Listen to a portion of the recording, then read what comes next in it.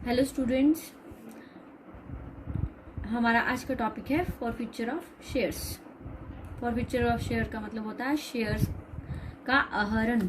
आहरण का मतलब होता है जब्त करना। फॉरफीचर का मतलब होता है जब्त करना। जब हमारे डायरेक्टर्स या हमारी कंपनी जो है वो कॉल करती है या अलॉटमेंट मनी मंगवाती है, तो कुछ शेयर होल्डर्स जो हैं उन पैसे को देने के लिए क्या हो जाते हैं, नाकामयाब होते हैं, या दे डू नॉट पे the allotment money and call money. In case जो उनके द्वारा पहले से दिया गया अमाउंट है वो क्या कर लिया जाता है, जब्त कर लिया जाता है। और जब उनका अमाउंट जो जब्त कर लिया जाता है तो इस सारे प्रोसेस को हम क्या बोलते हैं, फॉरफीचर ऑफ शेयर्स बोलते हैं। यहाँ पर जो आर्टिकल ऑफ एसोसिएशन है, अगर अपने डायरेक्टर्स को ऑथराइज करते हैं कि कोई शेयर होल्डर भविष्य में कोई अलॉटमेंट मनी या फिर कॉल मनी नहीं दे पाएगा तो उनके जो शेयर्स हैं वो क्या कर लिए जाएंगे, फॉरफिट कर लिए जाएंगे। लेकिन आर्टिकल ऑफ एसोसिएशन अगर में कुछ नहीं कहा गया है तो इस अवस्था में जो हम अपना कंपनी एक्ट है उसका शेड्यूल 1 और टेबल F को क्या करते हैं, अडॉप्ट करते हैं। फॉरफीचर ऑफ शेयर का यूजुअल हमारी प्रक्रिया क्या रहती है कि जो डिफॉल्टिंग शेयर होल्डर्स होते हैं उनको हम मिनिमम 14 दिन का एक नोटिस जो है देते हैं कि वो अपना अमाउंट जो है वो इतने समय में पे करें।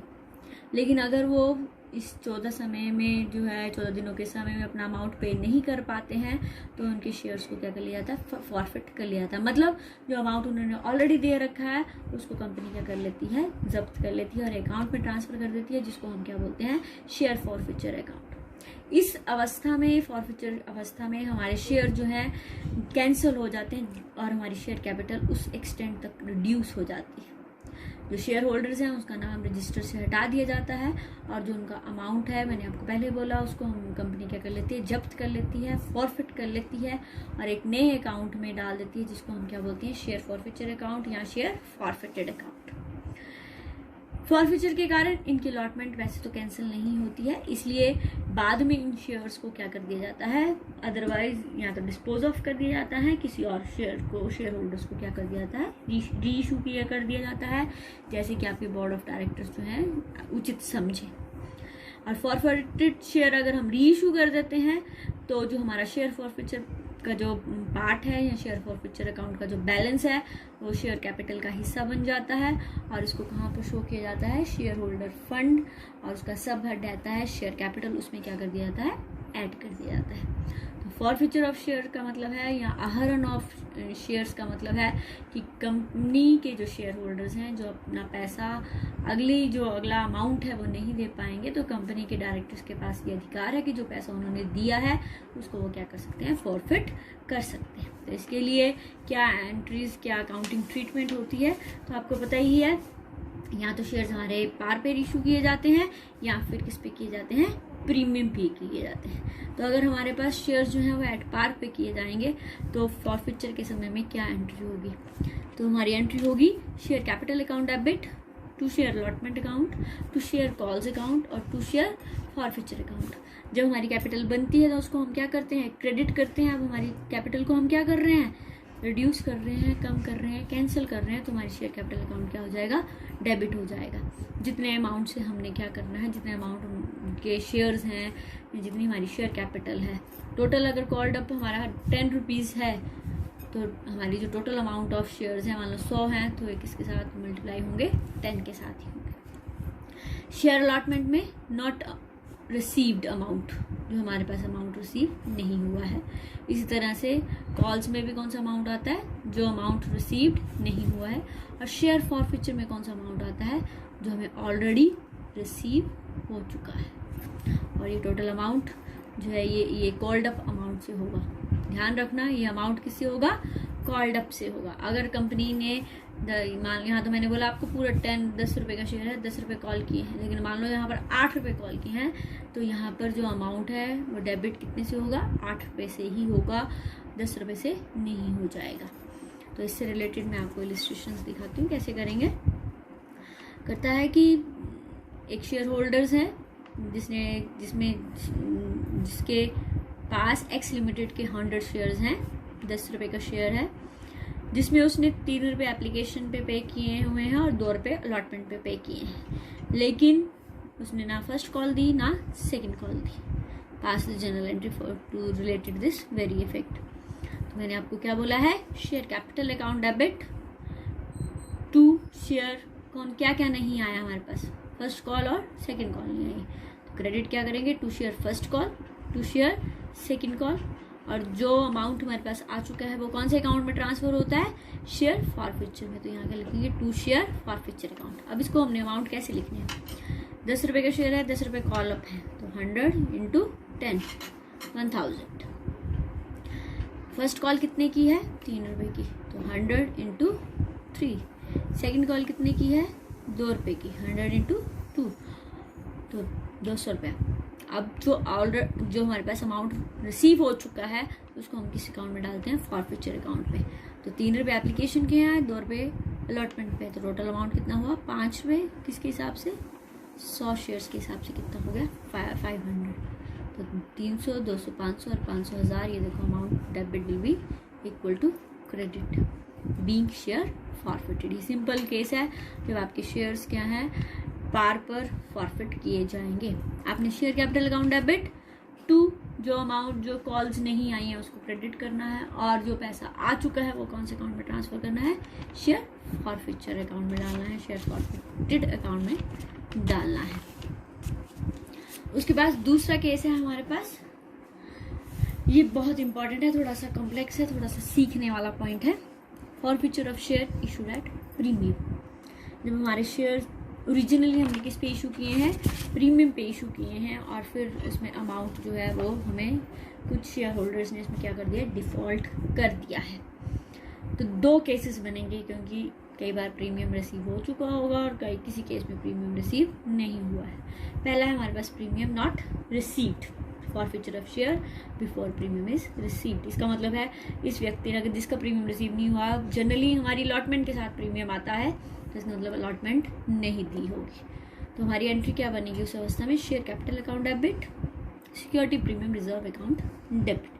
ऐसे हम जब प्रीमियम रिसीव करते हैं तो क्या करते हैं, उसको क्रेडिट करते हैं। अब जब हमें रिसीव ही नहीं हुआ है तो हम उसको क्या करेंगे, डेबिट करेंगे, क्योंकि जनरली मैंने आपको बोला अलॉटमेंट के साथ आएगा, तो यहाँ पर क्या आएगी, to share allotment account, to share, क्योंकि अलॉटमेंट नहीं आई तो इसका मतलब कॉल्स भी नहीं आई होगी, to share calls account, and जो अमाउंट आ गया है वो कौन से अकाउंट में डालेंगे, टू शेयर फॉरफिचर अकाउंट। ठीक है, ये किस अवस्था में होगी एंट्री, नॉट रिसीव्ड में हमने सिक्योरिटी प्रीमियम को भी क्या करना है, डेबिट करना है, जो अमाउंट किसका है, प्रीमियम का अमाउंट है। ठीक है, और अगर प्रीमियम रिसीव हो चुका है तो बोलते हैं जो प्रीमियम एक बार रिसीव हो चुका है उसको हम दोबारा से क्या है, डेबिट नहीं कर सकते हैं। ये हमारे सेक्शन 52 में ये कहा गया है, once premium received it can be used for specific purpose. ये हम ऑलरेडी क्या है पढ़ चुके हैं कि इसको हम क्या है यूटिलाइज कर सकते हैं, किसके लिए, कैपिटल लॉस को डेबिट, कैपिटल लॉस को राइट ऑफ करने के लिए। तो once premium received it will not be debited, यहाँ पर हम इसको डेबिट नहीं कर सकते, लेकिन कैपिटल लॉस को राइट ऑफ करने के लिए उसका उपयोग किया जाता है। हमारी एंट्री होती है share capital account debit to share calls account, to share forfeiture account. ना यहाँ पर प्रीमियम डेबिट होगा, और मे बी आपके पास यहाँ पर फिर अगर उसने अलॉटमेंट भी दे रखी होगी तो यहाँ पर अलॉटमेंट भी डेबिट नहीं होगी। ठीक है, बीइंग शेयर फॉरफिटेड अकाउंट। मैं इससे रिलेटेड आपको क्या है न्यूमेरिकल करवाती हूँ। A Limited issued 100 shares of ₹10 each at a premium of rupees how much 2। Share holders ने ना यहाँ पर अलॉटमेंट मनी पे की ना कॉल मनी पे की, जिसके कंसिक्वेंटली कंपनी ने उसके शेयर्स को क्या कर लिया, फॉरफिट कर लिया।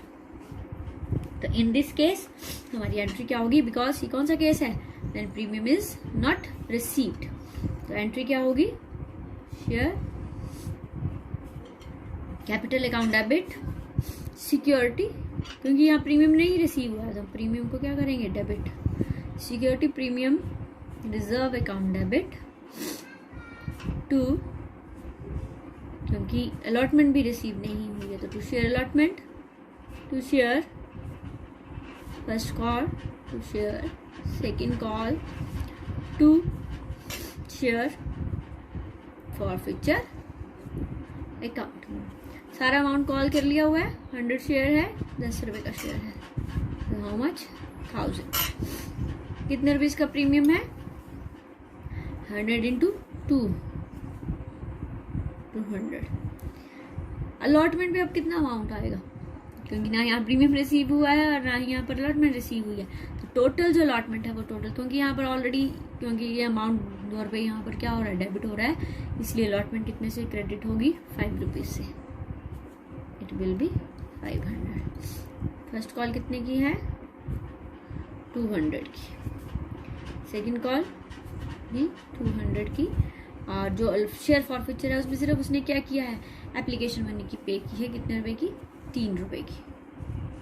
300, तो 5, 700, 900, 300, 1200, 1000 और 1200 debit is equal to debit.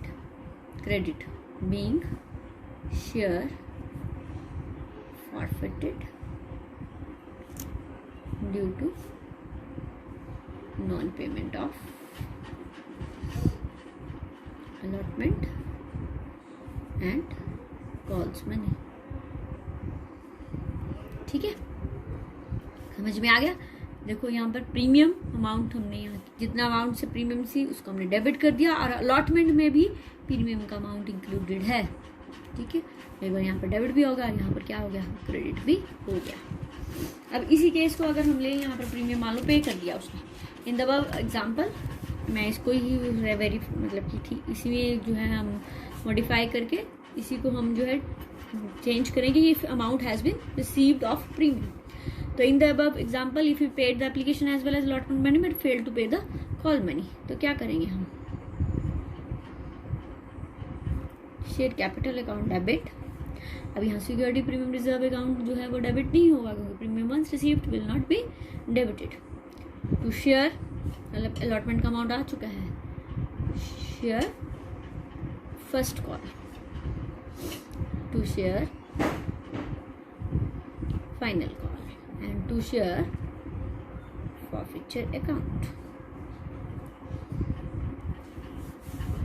100 into 10,000, 100 into 2, 200, 100 into 2 is equal to 200। अब शेयर फॉरफीचर में कितना अमाउंट देंगे? एप्लीकेशन का 3 रुपीज़ और अलॉटमेंट के भी 3 रुपीज़। प्रीमियम का अमाउंट यहाँ पर जो है वो क्रेडिट नहीं होगा, तो कितने हुआ?